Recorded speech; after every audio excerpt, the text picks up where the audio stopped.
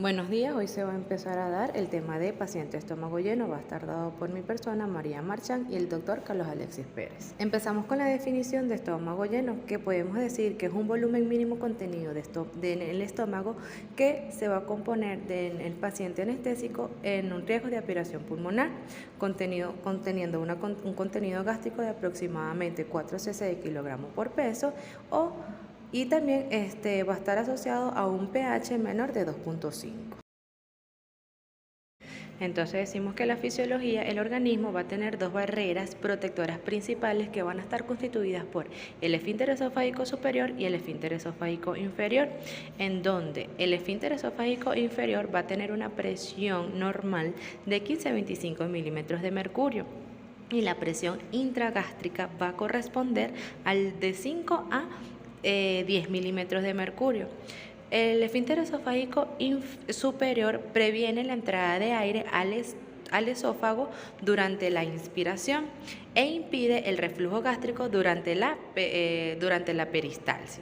Podemos decir que los reflejos protectores del organismo durante la paciente que tiene un estómago lleno, podemos decir que va a ser la tos, el laringoespasmo y la prevención, y esto nos va a prevenir el reflujo cuando los pacientes tienen un estómago lleno.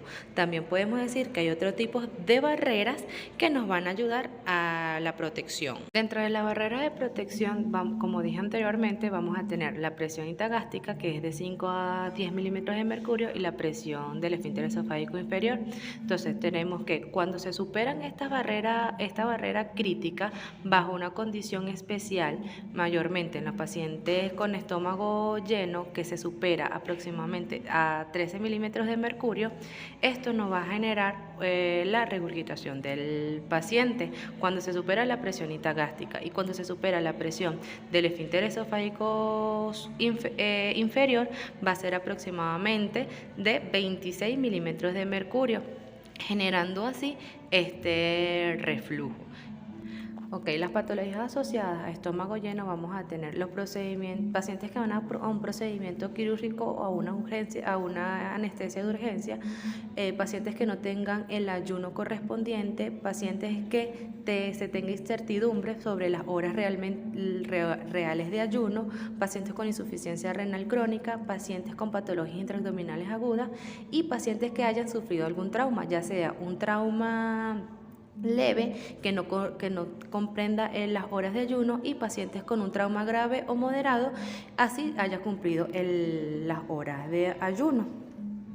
Otro tipo de patologías también vamos a tener los pacientes que tienen un aumento de la presión intragástrica como ilio paralítico o obstrucciones intestinales, pacientes que son diabéticos tipo 1, pacientes con insuficiencia renal crónica, pacientes con dolor agudo o que tengan el uso de opioides, y pacientes con unas enfermedades neuromusculares y parálisis cerebral.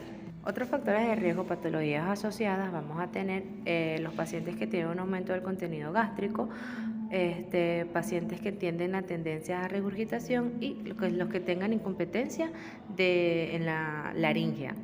Dentro de los que tienen aumento podemos tener patologías que tengan alteraciones de vaciamiento gástrico, hipersecreciones gástricas. Dentro de las tendencias de la regurgitación tenemos pacientes que tengan intolerancia o incompetencia del esfínter esofágico inferior, acalasia y reflujo gastroesofágico. Y dentro de las incompetencias laringeas vamos a tener la anestesia general, que es la primera, en las cirugías de emergencia, pacientes que tengan un ASA 3 o un ASA 4, SB, traumatismo, esclerosis múltiple y Guillain-Barré.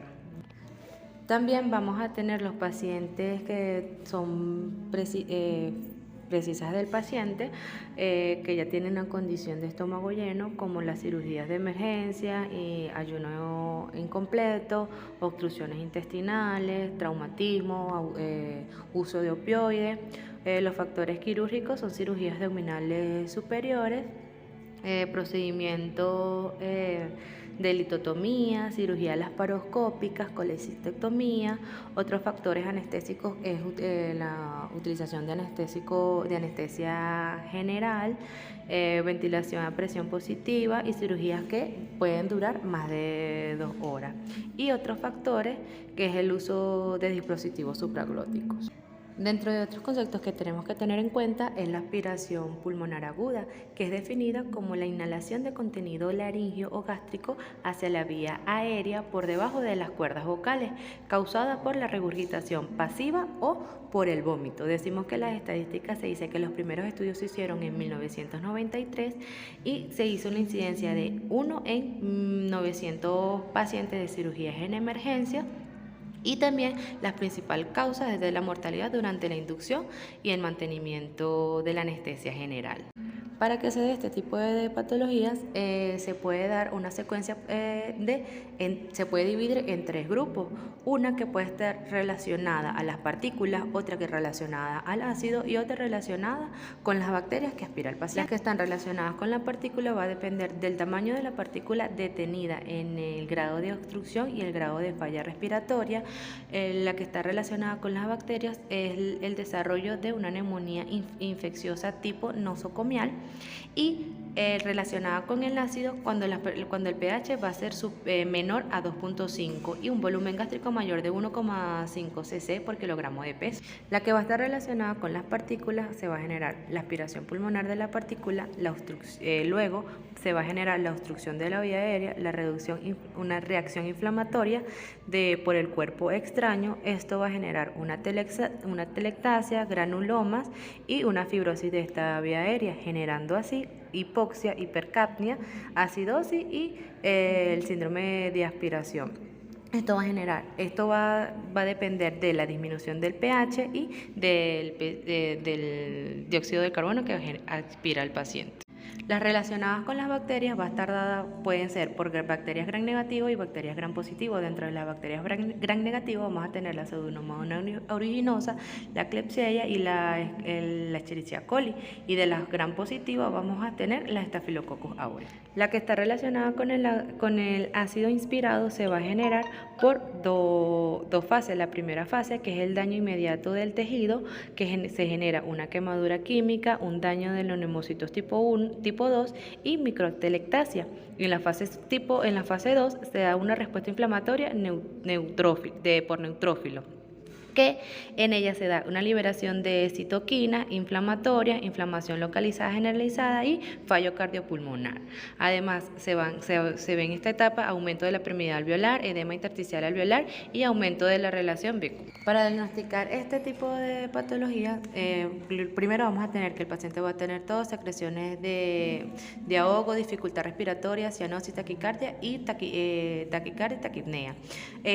Tenemos que tener en cuenta que son pacientes que fueron sometidos a anestesia general y además va a presentar hipoxemia, agregados respiratorios a la auscultación y sobre todo son pacientes que van a desarrollar una infección respiratoria.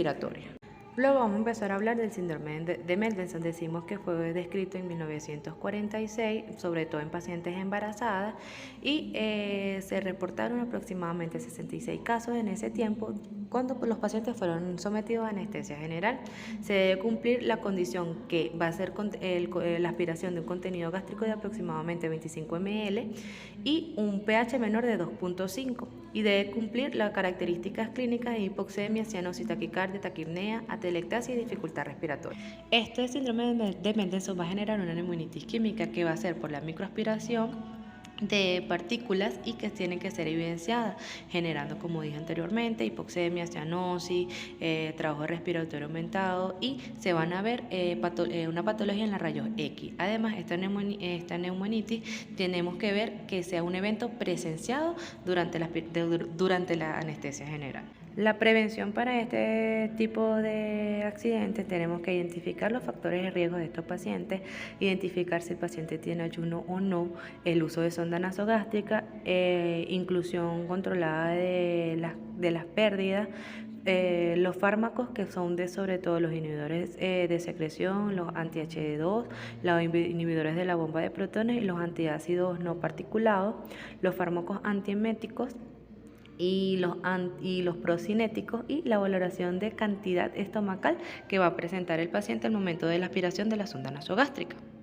Es muy importante el ayuno. Para los líquidos claros son 2 horas, los sólidos 8 horas, la lactancia materna 4 horas, la lactancia de fórmula 6 horas.